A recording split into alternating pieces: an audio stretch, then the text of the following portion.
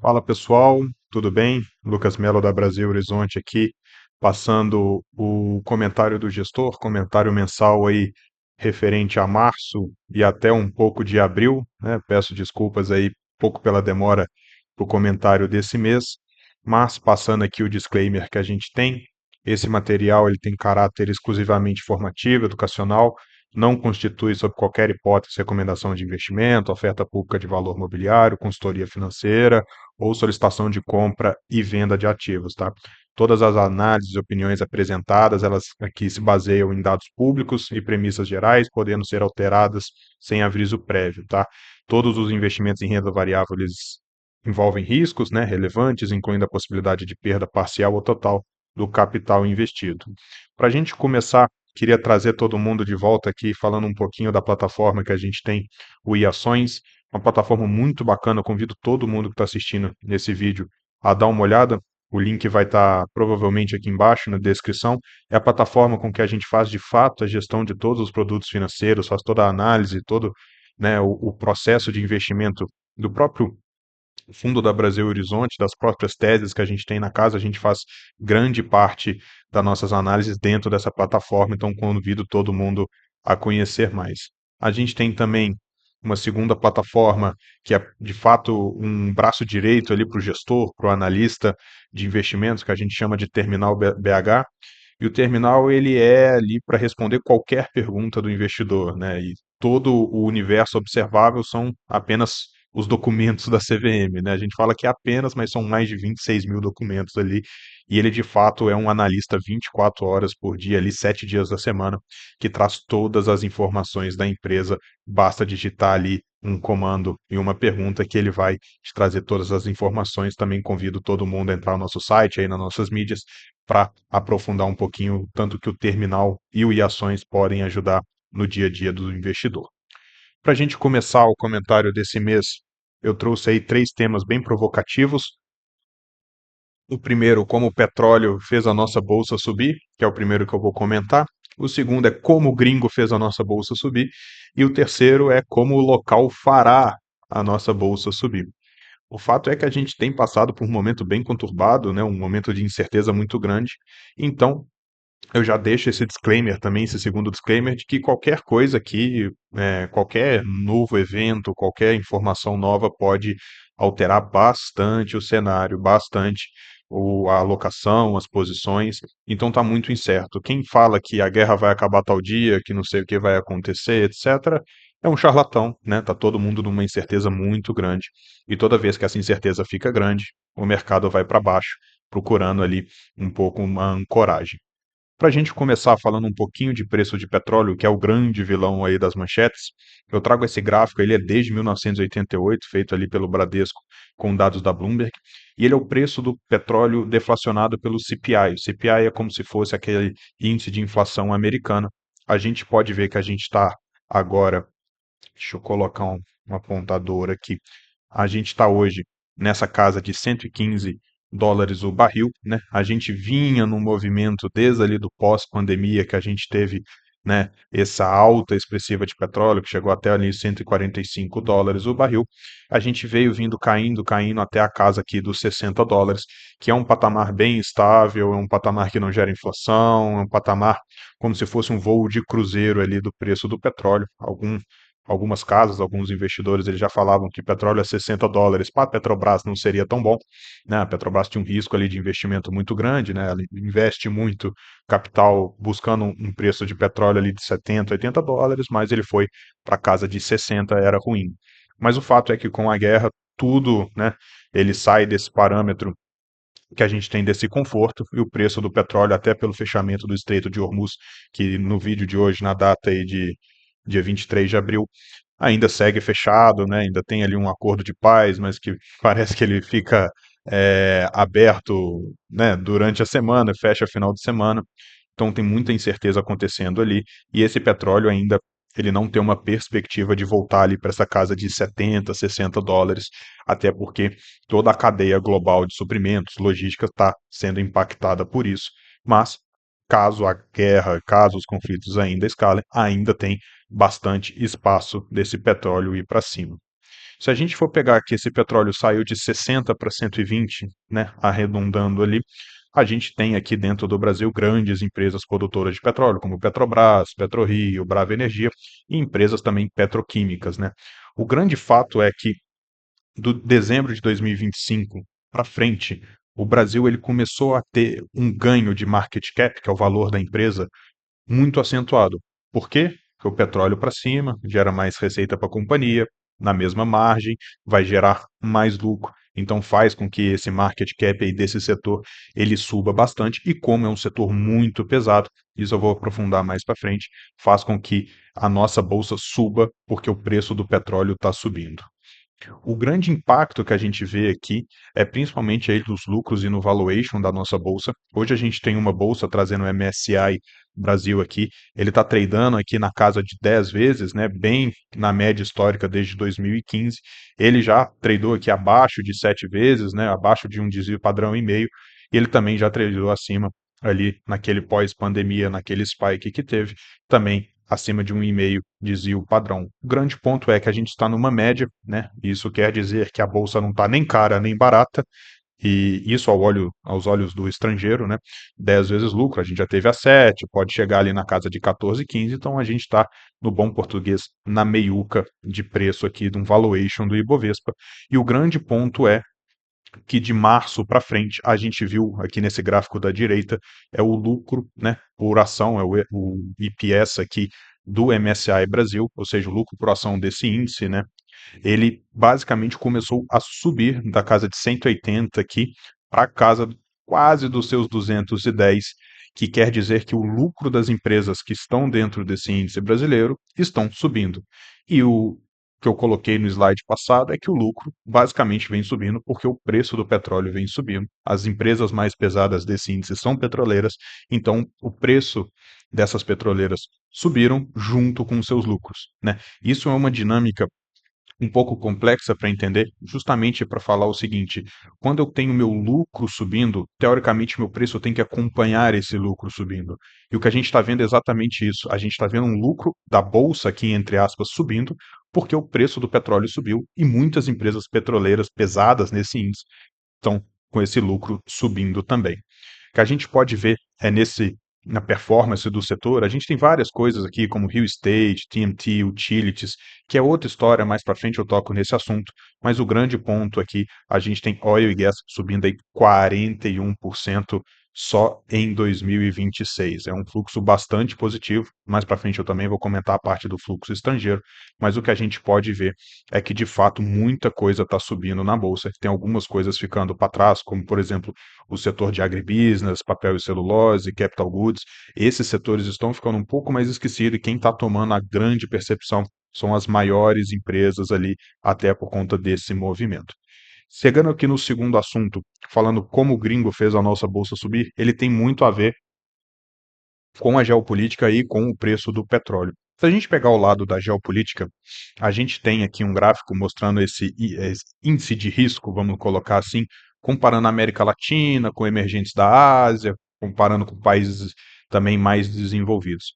O grande ponto que o pessoal tem que ficar atento aqui é que a América Latina é esse cara aqui embaixo, né? Ele tem aqui, né? Sobe, desce, mas comparado aos outros países, ele não é assim lá um grande risco, né? A gente sabe que a América Latina, e falando um pouco mais aqui focado em Brasil, a gente é um país que não briga com ninguém, a gente é autossuficiente em energia, autossuficiente em alimento, e a gente é um grande oásis, né, nessa relacionamento internacional aí do Brasil com o resto do mundo, né? A gente é como se fosse um território neutro que tem 100% da comida garantida, 100% da energia garantida, sem risco ali geopolítico de entrar em uma guerra, algum risco, né, de abastecimento, assim. O nosso único risco aqui é o nosso fiscal, né?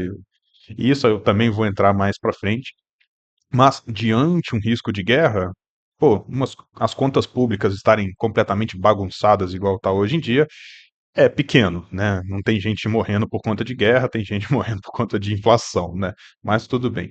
Mas o ponto é, por que que o Brasil está ficando sexy? Quando o estrangeiro ele olha o mundo inteiro tendo um problema, principalmente ali na parte que a gente tem dos Estados Unidos colocando o dedo em outros países, a China a gente nunca tem de fato um posicionamento, a gente tem conflito ali entre Rússia e Ucrânia, a gente consegue perceber que a América do Norte, Europa e aquela parte ali do Oriente Médio, eles estão entrando em conflito, né? Eles são, né, grandes países desenvolvidos, etc., aquela história que a gente já conhece, mas o Brasil ele ficou esquecido por muito tempo aos olhos do gringo, porque a gente era só tratado basicamente como uma grande fazenda e um grande produtor de minerais, né? E isso, de fato, é um país ali de matéria-prima, sem produto acabado, então a gente era um grande fazendão, né?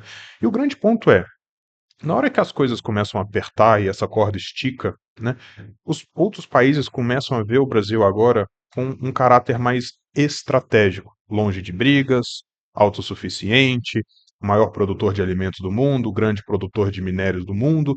E eu coloco esse gráfico aqui do Brasil ao lado para mostrar que o Brasil é um país de base. Mas a base hoje está ficando muito mais importante do que o topo da cadeia.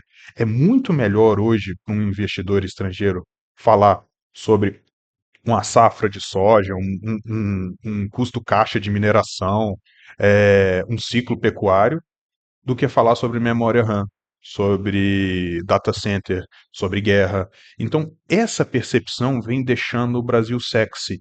E o lado dos Estados Unidos, e trazendo a bola aqui para o gráfico do lado direito, a gente tem a moeda, o dólar americano, que a gente consegue lastrear ele aqui pelo DXY, que é o índice do dólar, ele vem enfraquecendo. O que quer dizer isso? Dia após dia, o DXY, ou seja, o dólar contra todas as moedas do mundo, ele vem diminuindo. Isso faz com que o nosso dólar aqui, quando a gente olha dólar contra real, né, a gente lembra que a gente estava ali naqueles 5,30, 5,40, a gente chegou até R$ 6 ali o dólar, ele vem caindo consecutivamente. Hoje a gente está um dólar abaixo de R$ 5. Isso não é mérito do brasileiro. Tem outros vídeos que eu falo muito disso.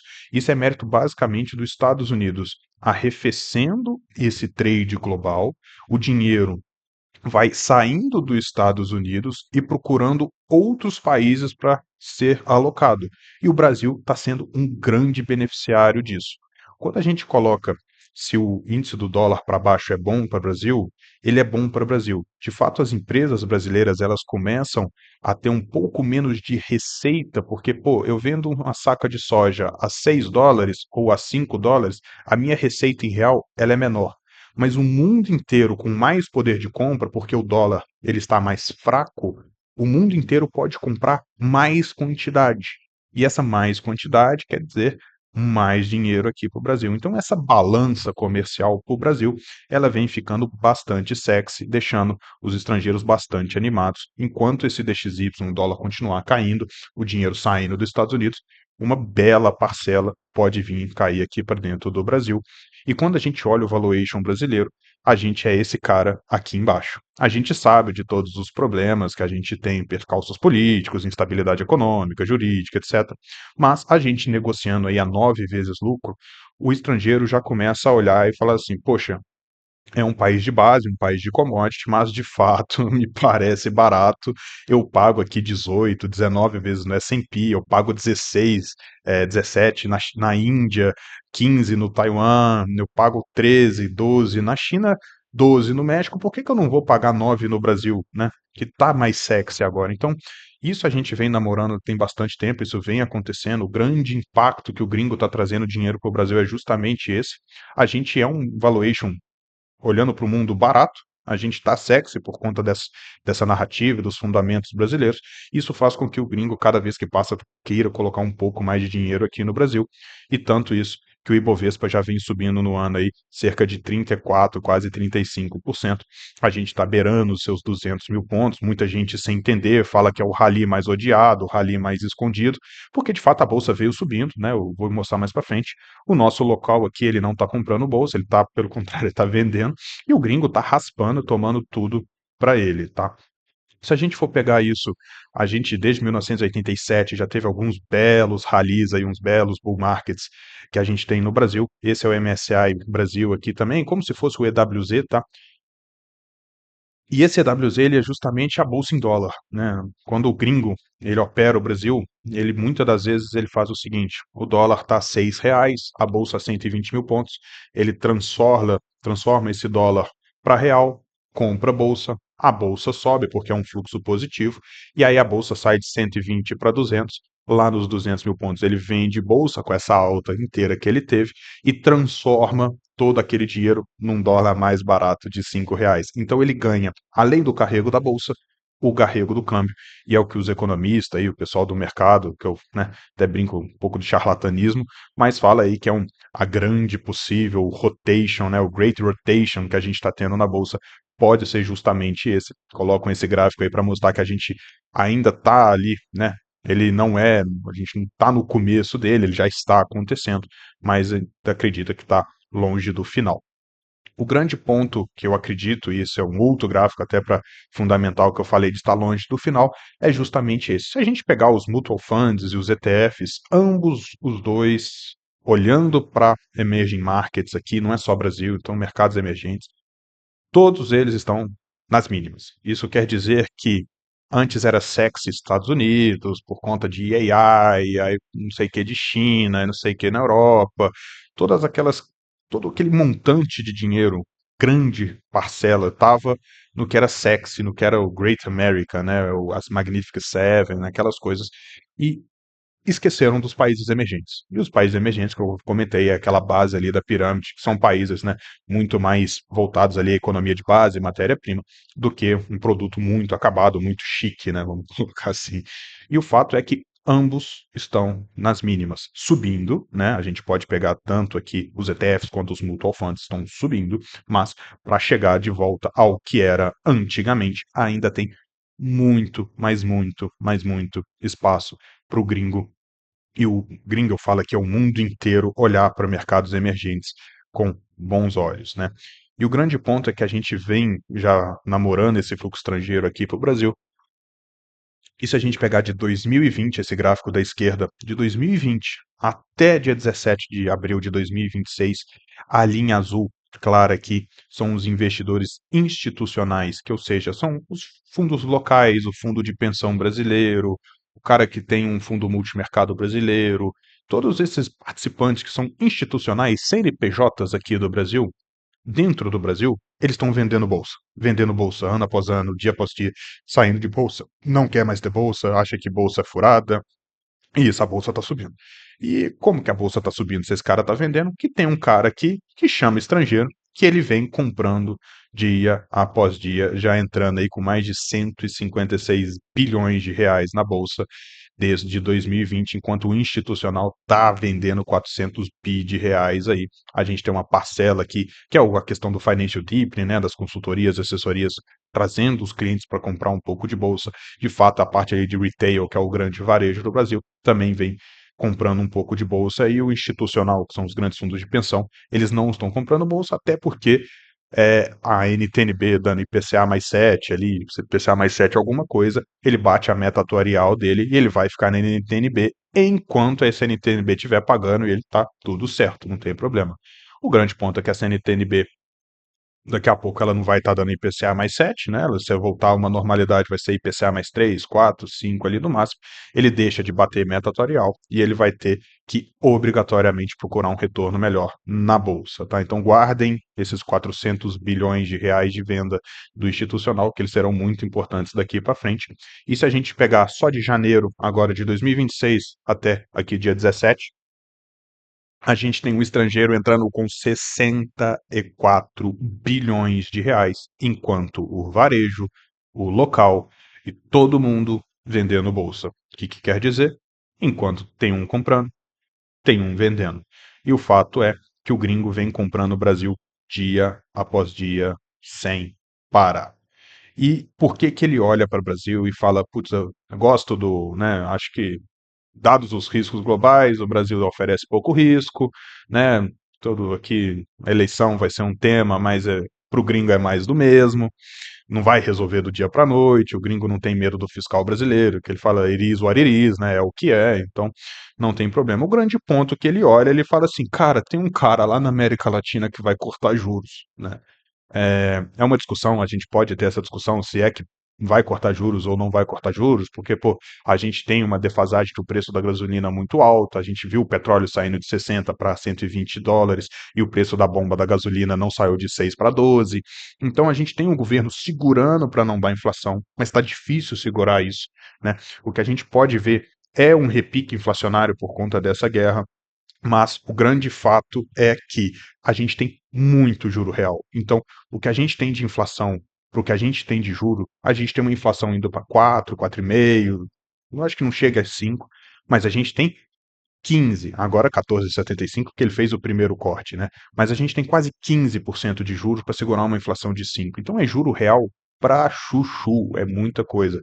Se normaliza, ou se a gente não tem esse pique inflacionário para cima, porque a economia está patinando, a gente sabe que quando a gente vê na ponta os resultados das companhias, a gente olha e a gente não vê assim um resultado punjante, ou seja, está fraco, né? Os juros a 15 deixa a economia fraca, mas o fato é que o gringo olha para o Brasil e fala: esse cara aqui, ele vai poder cortar juros daqui para frente. Então, se os juros, teoricamente, essa perspectiva de juros é para baixo, o gringo ele já tem mais um motivo para estar comprando o Brasil dentro da cesta dos emergentes. E se a gente for olhar a bolsa, e a bolsa subiu ali dos seus 150 para 200 mil pontos rápido, muito em função desse slide. Basicamente, 52% da bolsa está dentro desses 6 ativos: Petrobras, Vale, Itaú, Eletrobras, Sabesp, Banco Bradesco e até um pouquinho, né, da B3 ali. Mas o grande ponto é que Petro, Vale e Itaú são os maiores pesos pesados da bolsa, e isso faz com que, quando o estrangeiro compra um ETF ou ele vai comprar Brasil, isso cai direto nesse pessoal. E a gente ainda tem um peso pesado aí que é Petro, que é um baita de um ativo para surfar petróleo. Então, na hora que a gente junta essas duas forças, a gente teve todo esse pump, né, essa alta que a gente teve na bolsa.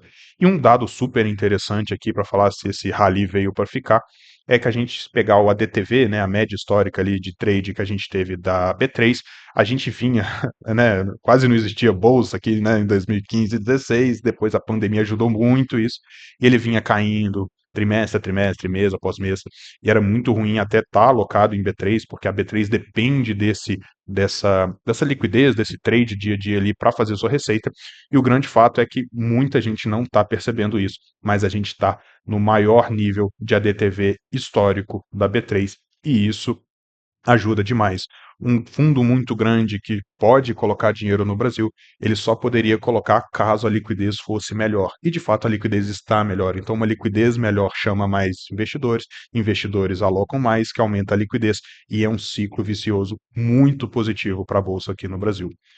E agora, passando aqui como o local fará, né, nossa bolsa subir, eu trouxe esse gráfico, eu peguei esses dados hoje de manhã, aqui do dia 23 de abril. E isso aqui é toda a indústria, tá? Eu tenho toda a indústria de renda fixa, a indústria de ações, hedge funds, câmbio, fundo de pensão, ETF, FDIC e todo mundo.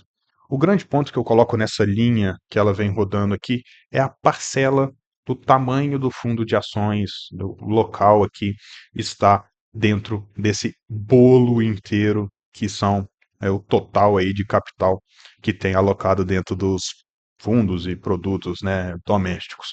A gente já esteve pior, aqui na casa de 6%, e o fato é que a gente está num low ainda, a gente ainda não está naquele momento péssimo ali que foi 2015 e 2016, mas a gente ainda tem muito espaço para isso aqui continuar subindo.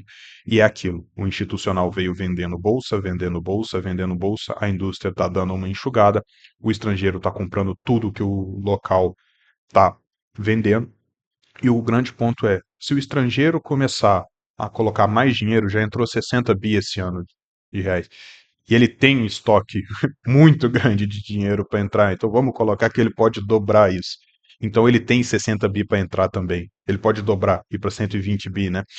Então, o gringo ainda tem 60 bi de estoque para comprar a bolsa, mas o local não tem mais 60 bi para vender de bolsa. Isso é o mais impressionante. Pela probabilidade disso acontecer, é muito pequena. Então pode chegar um momento que o gringo continua comprando bolsa ali no ritmo dele, aos poucos, né? O volume de capital grande, mas vai de pouquinho em pouquinho, dia após dia. e o local, de repente, dá um gatilho eleitoral, dá um gatilho de melhora, e ele precisa de fato ir para voltar para a bolsa. E na hora que ele precisar de voltar para a bolsa, o gringo não está vendendo, o gringo está comprando. Então, o que, que vai acontecer? Vão ter dois caras comprando. O que, que vai acontecer com o preço quando tem muita gente querendo comprar? O preço pode começar a subir. E é uma das grandes teses que eu venho escutando aí pelos corredores do mercado, é justamente isso aqui. Na hora que a Selic começar a cair, tomara que ela caia aí daí para frente, né? A gente entra de novo naquela discussão se é para cair, não é para cair. Eu acho que pode esperar um pouco, né? Acho que a gente precisa ainda ver de fato esse delay que a gente teve ali do preço do petróleo aqui dentro do Brasil e tal, mas o fato é que 15% de Selic numa inflação de 5 é muito juros, tem ali pelo menos uns 500 bases, 600 bases ali que dá para fechar, para Selic ficar ali na casa de 10, né? Seria um sonho ali na 9 alta, mais 10% ali já faria bastante sentido. E nesse lado, os locais voltariam para a bolsa e o gringo continuaria com a bolsa. Então seria um belo vetor de aumento aqui. E um dos grandes gatilhos que a gente está esperando para esse ano é de fato ali o trade eleitoral. Esse aqui é um gráfico bem bacana que o Bradesco BBI fez. Ele pegou as últimas eleições de 2006, 2010, 2014, 18, 22 e 26 agora, e ele está colocando isso aqui para a gente para falar o seguinte: olha, de fato vai ter, né, algum tipo de volatilidade. A gente espera isso, nos outros anos foram isso, tanto para cima, dependendo do candidato que a gente elege, quanto para baixo, mas é um ano de fato com volatilidade bem afiada e ela começa a partir de abril. Então, a partir de abril, a gente teve dois movimentos, um de alta e dois aqui grandes de baixa. Depois, a gente tem a parte aqui que, de fato, a gente entra no trade eleitoral e de abril até agosto a gente vem maturando esse trade, tá? Aqui eu deixo para todo mundo um calendário, né? Esse aqui a gente está impresso aqui na firma, a gente deixa isso aqui em cima da mesa, até mesmo para a gente não perder, né, e não ficar ali à mercê de uma volatilidade que pode acontecer. A gente está vendo os movimentos, né, do Flávio Bolsonaro ganhando popularidade, o Lula perdendo um pouco mais, colocando ali o Zema para saber se o Zema vai fazer parte ali da chapa do Flávio. Eu tenho uma opinião própria que eu acredito que o Zema está indo mais à direita e o Flávio tem um comportamento um pouco mais centrista, um pouco mais conservador do ponto de não criar briga, né? Ser o cara mais moderado. E dependendo de quem vai ser a oposição da esquerda, eles vão colocar ou o Flávio como presidente e o Zema de vice, ou o Zema de presidente e o Flávio de vice, tá? Eu sei que muita gente não acredita que o Zema pode ser o cabeça da chapa, mas eu acredito que sim, porque se de fato o Lula tentar correr uma eleição naquele palanque bem da esquerda, né, a gente sabe que a eleição ali de abril até agosto eles começam nas extremidades e vão afinando ao centro, eu acho que o cara para brigar com o Lula de fato, com o discurso, a narrativa, é o Zema, não o Flávio, mas se o Lula desiste e entra um cara ali mais do meio, mais do centro, centro-esquerda, de fato o cara mais moderado como o Flávio, que é o que a gente está tendo de narrativa hoje, ele consegue brigar melhor. Então eu acho que essa chapa Zema e Flávio muito forte, muito boa, e eles estão esperando o movimento da oposição justamente para conseguir atacar melhor. E a gente vai aí ao longo dos outros meses aprofundando mais nesse tema, tá?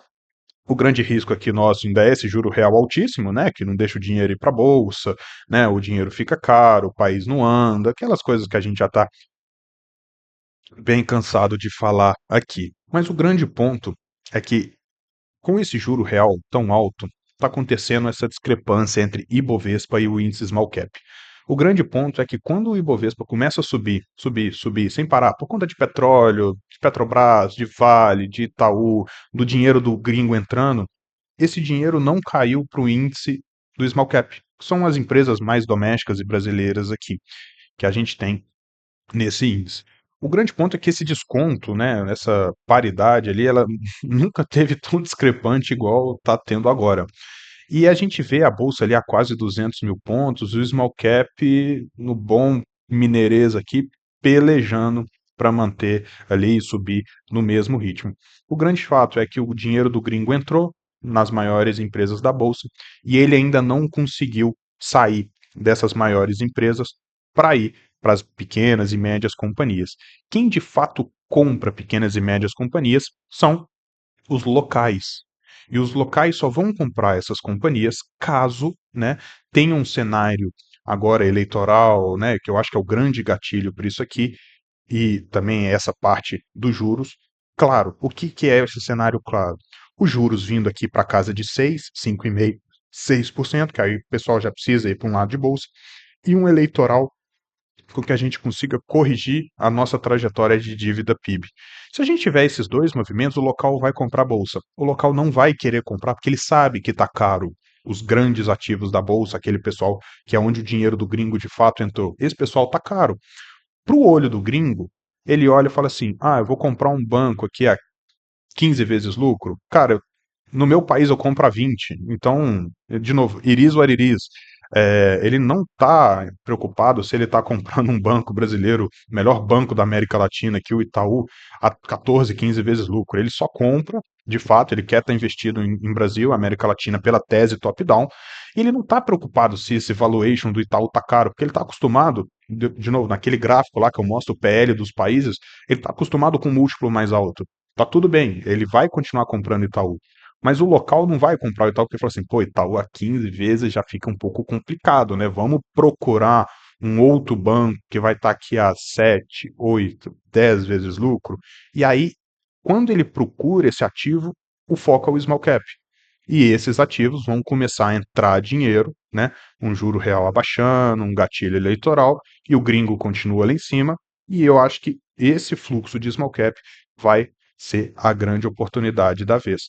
Tanto que nesse gráfico aqui eu trago o price to book, né, o preço sobre valor patrimonial que a gente tem das large caps e do small cap.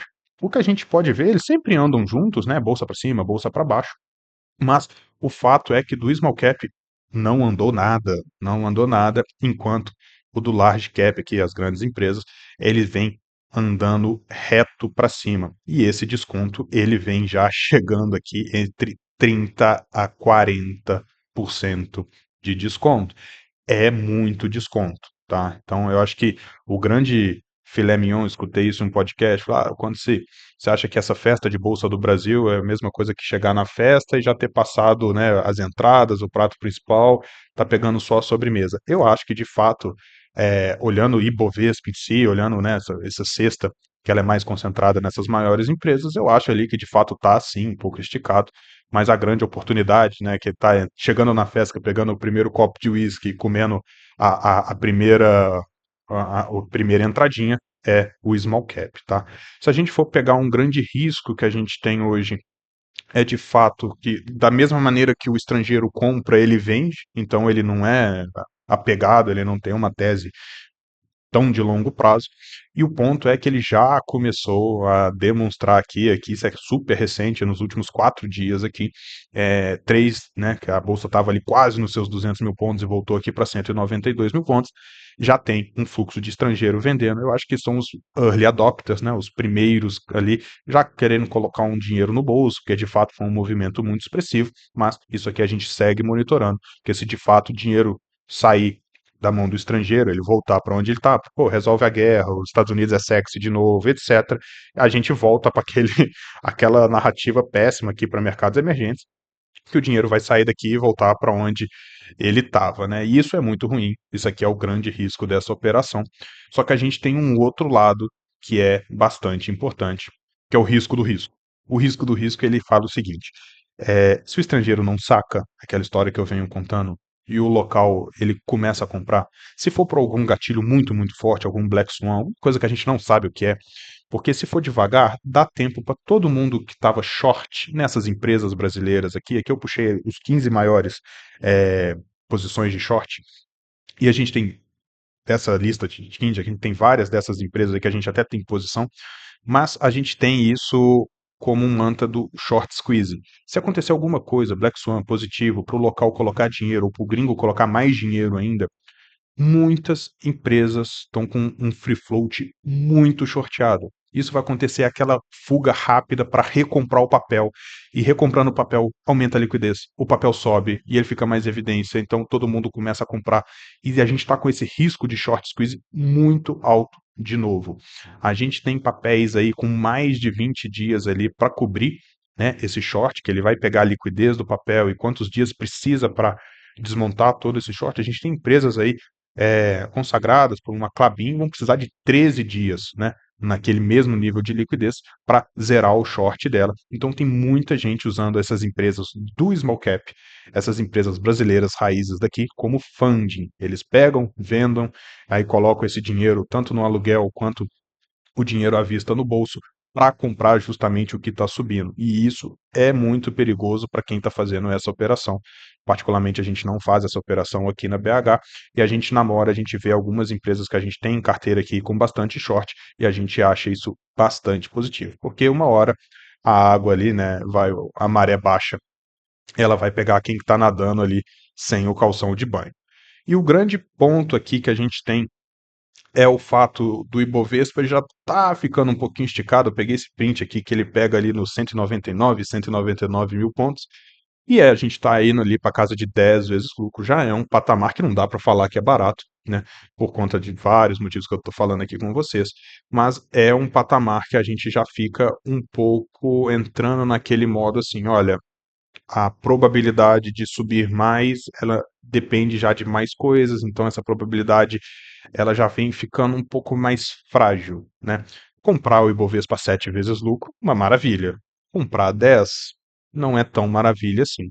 O que a gente está namorando muito, né, onde a gente está buscando essa alocação, esses próximos 3 slides aqui são os mais importantes, é de fato aonde tem retorno para ser capturado. Eu acredito que o retorno via índice, Bovespa, que são aquelas empresas grandes, aquilo dali já está um pouco esticado. E a grande peneira agora tem que ser nas empresas small caps. Então eu puxo aqui e eu quero mostrar, não se atente muito aos nomes dos papéis, mas se atente ao seguinte. Em pé, aqui, nesse eixo, a gente tem um retorno dessas empresas no ano de 2026. E aqui embaixo, a gente tem um market cap. Então, quanto mais para a direita, maior a empresa é, e quanto mais para cima ou mais para baixo, maior ou menor é o retorno.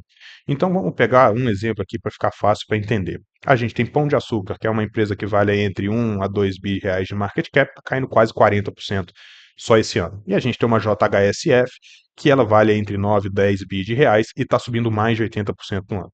O grande ponto é o seguinte: reparem a quantidade de empresas que estão próximas de zero e abaixo de zero. Isso das small caps. Eu vou passar para as mid caps. Você já vê que já tem poucas empresas negociando ali com uma retração de retorno de janeiro até aqui abril. Agora, se eu passo para as large caps, são três. Eu tenho Meli, um pouquinho de Klabin e um pouquinho de Santander. O resto, tudo subiu. Então, de novo, as large caps todas subiram, as mid caps, algumas, a grande maioria subiram, mas eu tenho de fato algum pessoal aqui que está entregando um pouquinho de resultado negativo, mas nas small caps eu tenho muita gente que não andou e muita gente barata que não andou. Então, o grande ponto que a gente deixa aqui para todo mundo, fechando esse vídeo, é o fato da gente estar hoje num ponto que a gente precisa buscar uma proteção, porque a gente não sabe o dia de amanhã. Tanto da questão que eu comentei do DXY, ele vem caindo, caindo, caindo, e o dólar a 4,98 é um dólar chamativo. Só que a gente também não gosta muito daquela parte das grandes empresas da bolsa, porque naquilo o dinheiro do gringo já veio, já fez o estrago, já ficou caro. E a gente começa agora de fato esse trabalho das small caps. E a gente está indo primeiro nas small caps mais perenes, mais tranquilas, com um ROIC sobre o WACC positivo, justamente para não chegar um momento e tiver um risco de cauda, esse dinheiro do gringo sair. Até uma discussão muito interessante é: eu entendo que small cap está extremamente descontado, que o Ibovespa já andou demais. Agora, se o Ibovespa cair 10%, eu duvido muito que o small cap também não vai cair. Ele vai cair pela correlação natural que ele tem. Então vai ter essa aversão. O grande ponto é quanto mais próximo dos gatilhos eleitorais e geopolíticos, a gente vai ter um gringo que continua comprando Brasil porque está sexy, América Latina, mercados emergentes, e a gente pode ter um fluxo de local, o famoso FOMO, Fear of Missing Out, que ele vai de fato pegar e voltar para dentro da bolsa. Na hora que ele volta para dentro da bolsa, ele não vai querer comprar o que está caro, ele vai querer comprar o que está barato, e aí a gente consegue, com o stock picking, né, fazer essa geração de alfa. Bom, pessoal, agradeço todo mundo o tempo, a disponibilidade, né, para me aguentar falando aqui esse tempo todo, tá? Então, só lembrando, acessem o iAções, tá? O link vai estar aqui embaixo.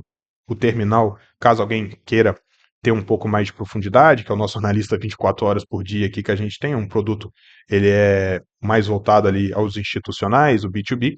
Quem quiser também conversar com a gente, super aberto. A gente vai passar aqui todos os contatos da Brasil Horizonte e vejo vocês no próximo comentário do gestor. Obrigado.